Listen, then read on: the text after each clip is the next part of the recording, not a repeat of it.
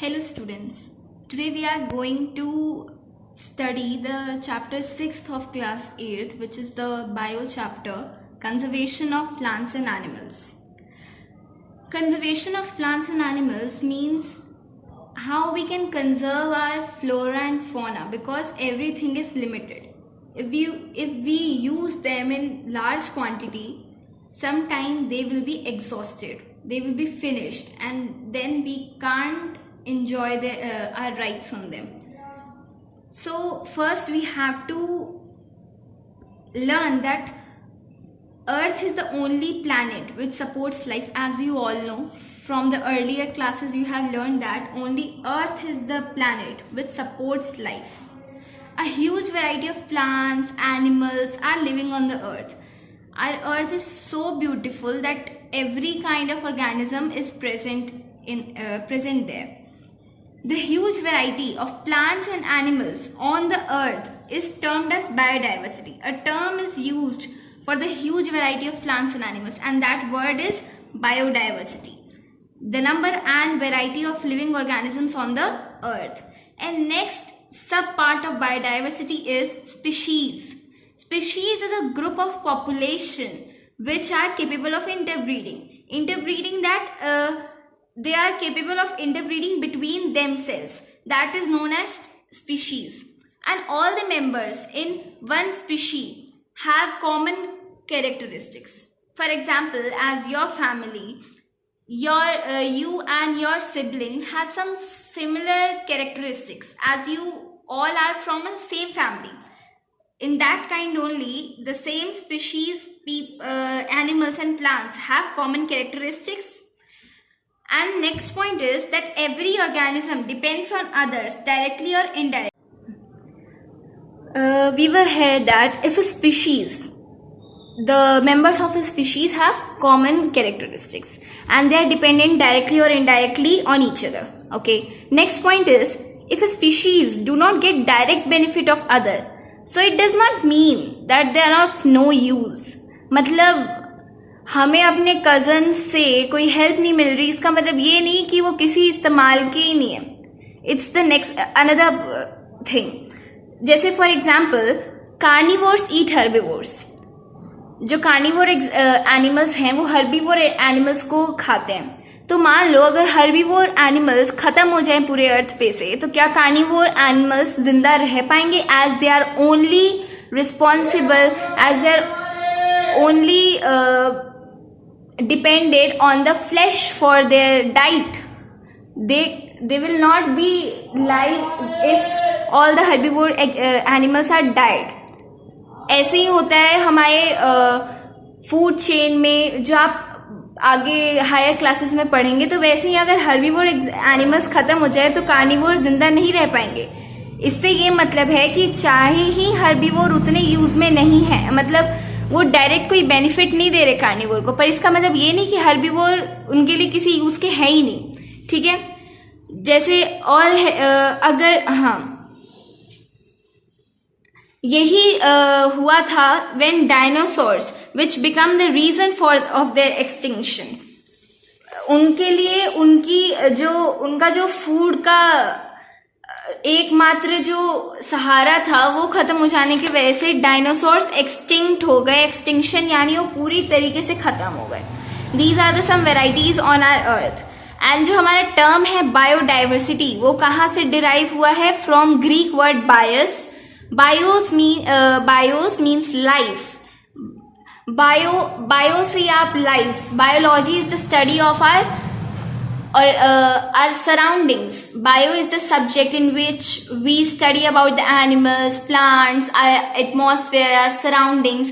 वैसे ही bios means life and diversity means variety. So it combines and gives us that हमारी life की जो variety है, जो अलग अलग variety के लोग हैं, उसके बारे में हम biodiversity में पढ़ते हैं. Okay?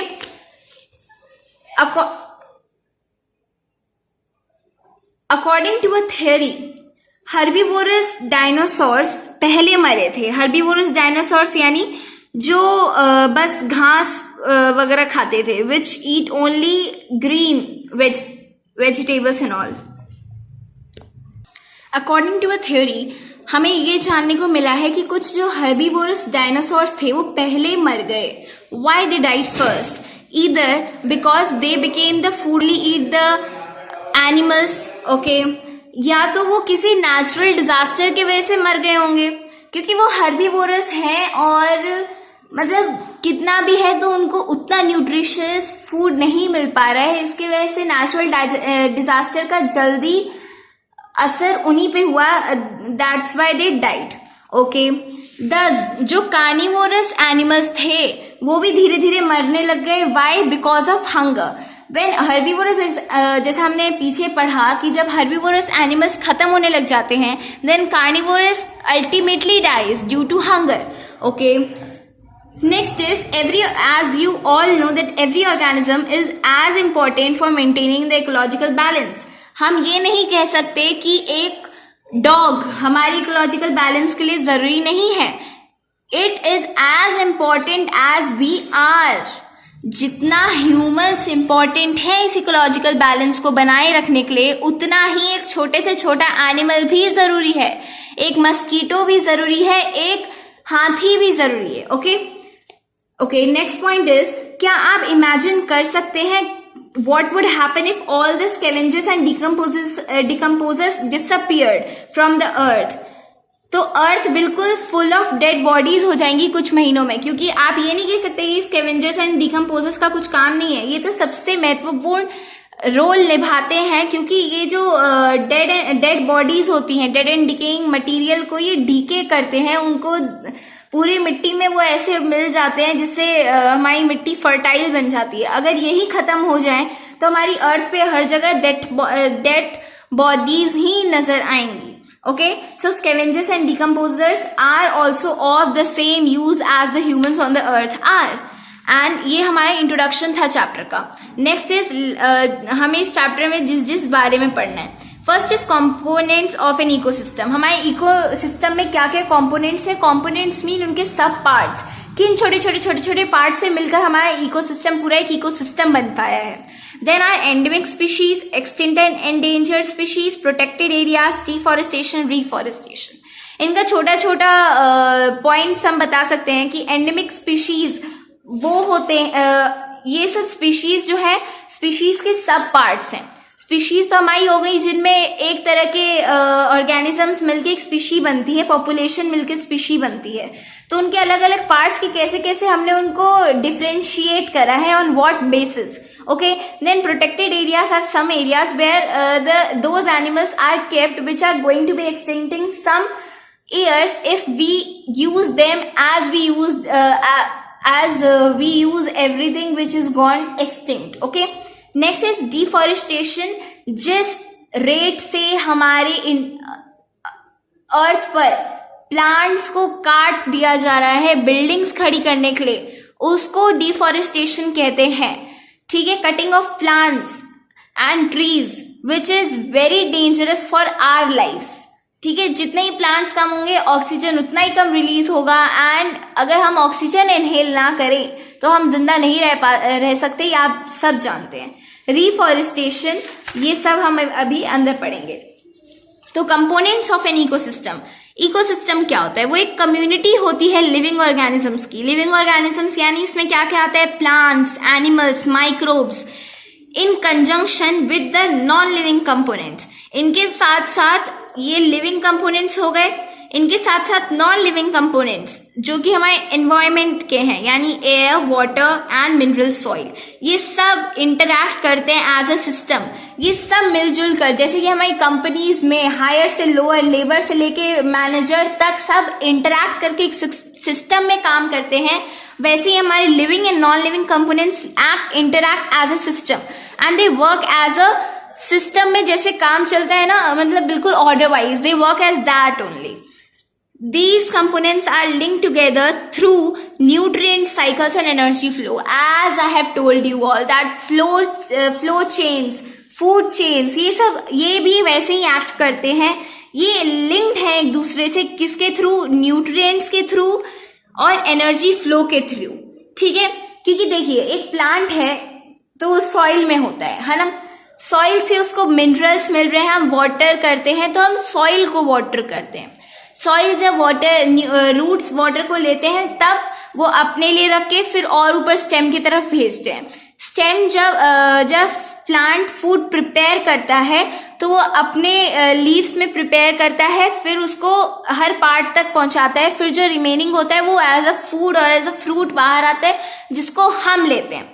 ठीक है, तो ऐसे ही हर चीज न्यूट्रिएंट और एनर्जी फ्लो पे रिलेटेड है। ओके, ठीक है। अब हमारा नेक्स्ट पॉइंट है बायोस्फीयर। बायोस्फीयर वो पार्ट होता है अर्थ का जहां पे लिविंग ऑर्गेनिज्म एग्जिस्ट करते हैं, यानी जहां पे लिविंग ऑर्गेनिजम्स रहते हैं। ये it can also be called the zone of life. ठीक है, बायोस्फीयर को हम जोन ऑफ लाइफ भी कह सकते हैं क्योंकि हमारे एटमॉस्फेयर में जितने भी जोन्स हैं, हर जोन पे life does not exist, only earth पे ही लाइफ एग्जिस्ट करती है on the earth and is a self regulating system. ये एक सेल्फ रेगुलेटिंग सिस्टम है, ये अपने self regulations they regulate themselves only. ठीक है, okay. Plants growing in a particular area are termed as its flora. अब इस बायोस्फीयर में जो पर्टिकुलर एरिया पे, जैसे हर फ्लोरा यानी प्लांट्स ग्रोइंग, पर हर पर्टिकुलर एरिया का उनका एक स्पेशल फ्लोरा होता है। ओके, एंड जो different animals are found in a particular area, it is termed as fauna. Okay, everything is, देखिए हर चीज यहाँ पे आपको पॉइंट वाइज दिखाई जा रही है। आप इसको वीडियो पॉज करके you can see as a notes, you can refer it is a very nice book. Okay, हाँ, तो जो डिफरेंट एनिमल्स होते हैं हर पर्टिकुलर एरिया पे मिले जाते हैं उसे हम कहते हैं फौना।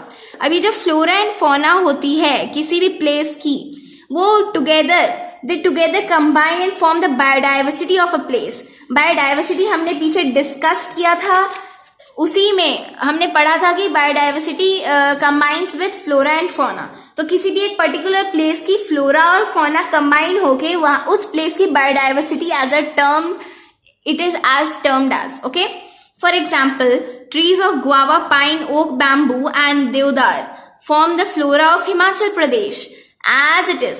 देखिए हिमाचल प्रदेश की जो स्पेशलिटी है, it is a particular place where trees of guava, pine, oak, bamboo and deodar are found and it combines and forms the flora of Himachal Pradesh. And tiger, nilgai, chinkara, sambar form the fauna of Rajasthan. तो जो हिमाचल प्रदेश की flora and fauna है वो मिलके हिमाचल प्रदेश की biodiversity बना रही है, राजस्थान की फ्लोरा एंड फौना मिलके राजस्थान की बायोडाइवर्सिटी बना रही है। क्लियर? ओके। एक biodiversity hotspot is a region. अभी देखिए ये एक new point, it's biodiversity hotspot is a region with a significant reservoir of biodiversity that is under threat from humans. Biodiversity hotspot ऐसे मान लीजिए आप कि जैसे कि आजकल कोरोना काल में जैसे कोरोना हॉटस्पॉट्स बना दिए जा रहे हैं कि वहां पे कोरोना के मरीज हैं तो वहां पे किसी का आना जाना बंद है, उसी तरह with the same example we refer to biodiversity hotspot that it is a place, it is a region जिसको हमने एक्स्ट्रा आप कह लीजिए कि हमने एक्स्ट्रा इनको एक्स्ट्रा प्रोटेक्शन दी हुई है जिससे हम उस पर्टिकुलर एरिया के बायोडाइवर्सिटी को सेव कर सके ह्यूमंस के थ्रेट से। क्योंकि आप सब जानते हैं ह्यूमन नेचर, उनको मतलब सबने इतना एग्जॉस्ट किया है कि कई हमारे फ्लोरा एंड फौना बिल्कुल एक्सटिंक्ट हो गए और अब हम उनको वापस नहीं ला सकते। इसलिए हमने बायोडाइवर्सिटी हॉटस्पॉट बनाया है जिसको हम ह्यूमन थ्रेट से बचा सके।